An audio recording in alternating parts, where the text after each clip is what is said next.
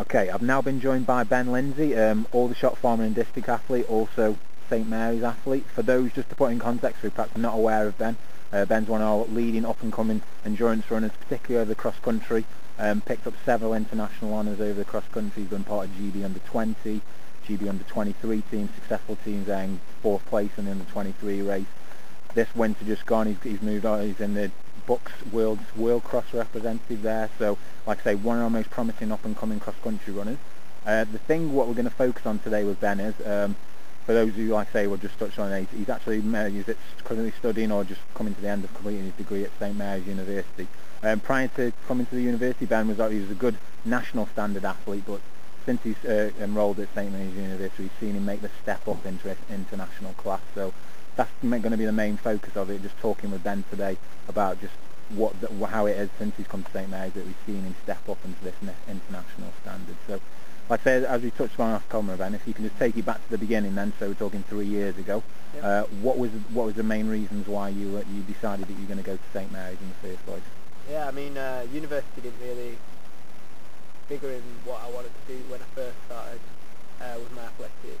It wasn't until I started to get coached by Noel Newton, which is Laura Newton, 800 metre runner father, that he had got some links with St Mary's down in the London area, especially like Nick Woods, and he said that maybe I might plan to see if I wanted to go to university to go to St Mary's, because he thought that it was going to be quite a good area for me to continue my running with, and to be coached by someone like Nick, get some good coaching from him.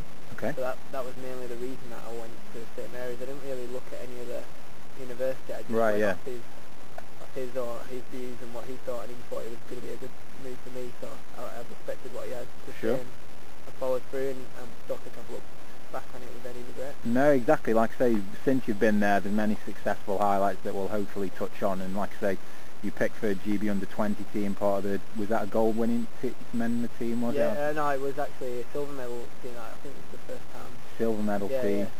Under-23 team, you led the team. Sorry, Andy Vernon led the team home, but then you were second up, and that was an overall team gold as well.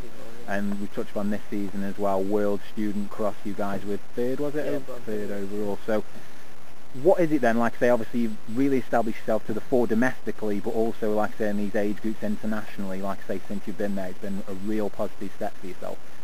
If there's anything, can you sort of pinpoint the reasons it's helped you step from, like I say, being a good national standard athlete, but now into a regular international standard athlete? Yeah, I mean, for me, it's been working within a group.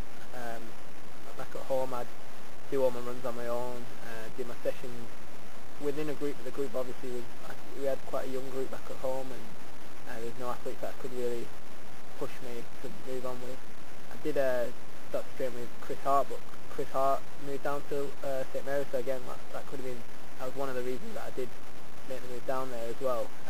He was in a group, so just to be in that group environment, doing steady runs with people, and then doing sessions with athletes that were obviously a lot better than I was, always spurred me on to want to be to that standard and be the one that was at the front of the group and lead other athletes, and thinking that they could also achieve what these athletes in front of me were achieving. Okay, good.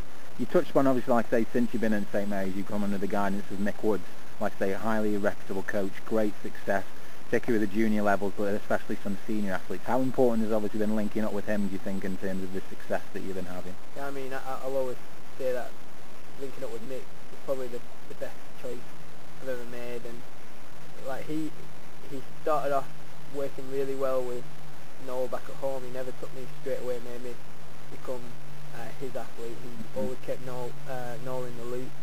He never said that I was his athlete. He was my coach. He was always referred that I needed to make sure that people understood that he was advising me down there, and that Noel was my coach.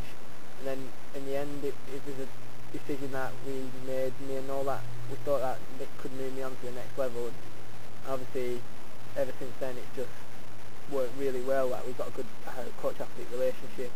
He knows what makes me tick, and I know like what he can do for me in a race, during a race. Like, his influence in a race is always outstanding for me. Like, I know where he is on the course, or in a race, his tactics that he gives me always kind of pay off well, like was found in the Europeans. I don't think anyone could fault my tactics.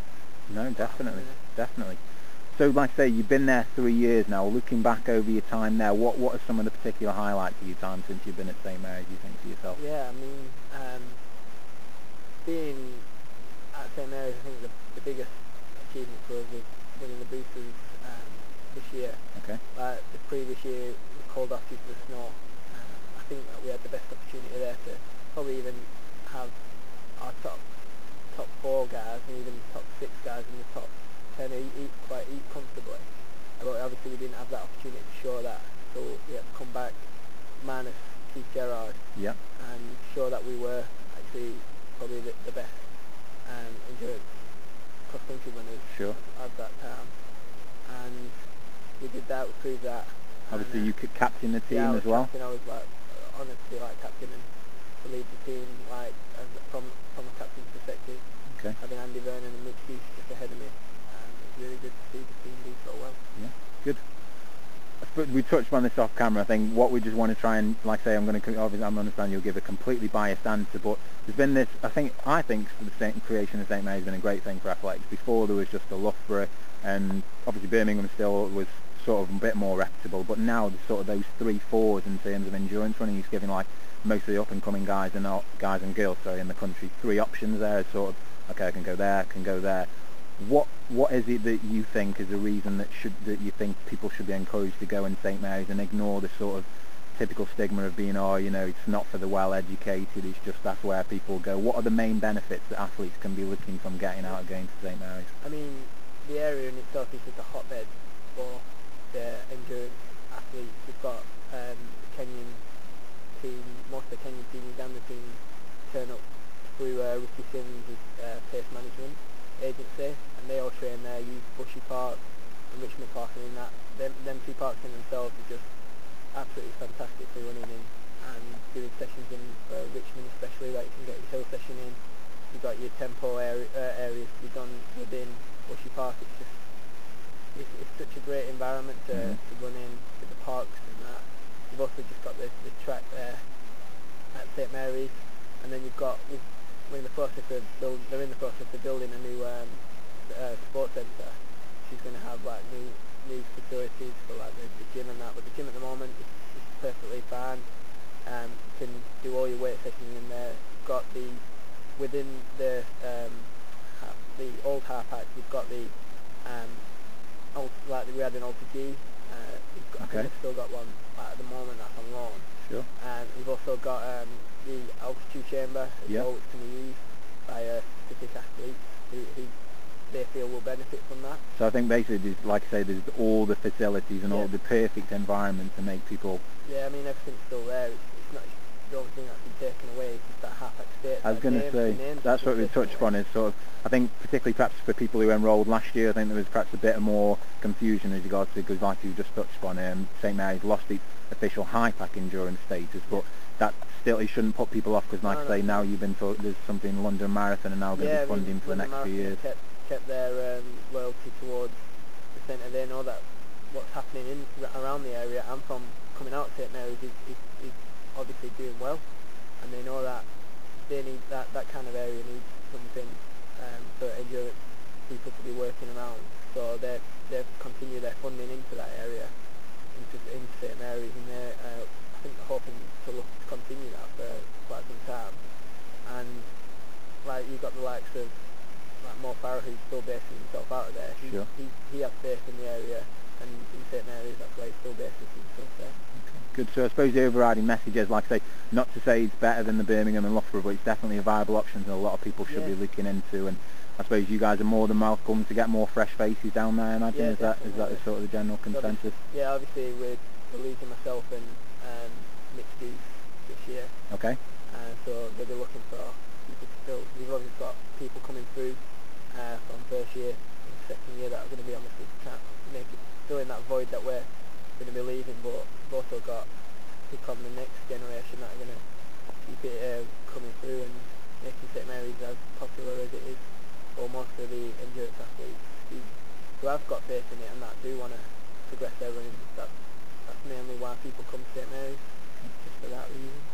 Good. thanks so much for your time, Ben. I think it's been a great insight. Like I say, just he's completely biased. You know, Ben's a St Mary's athlete. He's coming from his perspective, but just wanting to get it out there. Just the opportunities, they are there, and I think he gives a great insight, and hopefully, you know, opens the door for a few more athletes who are perhaps a little unsure of giving St Mary's a thought and thinking that might be the very place for them. So thanks so much for your time, mate.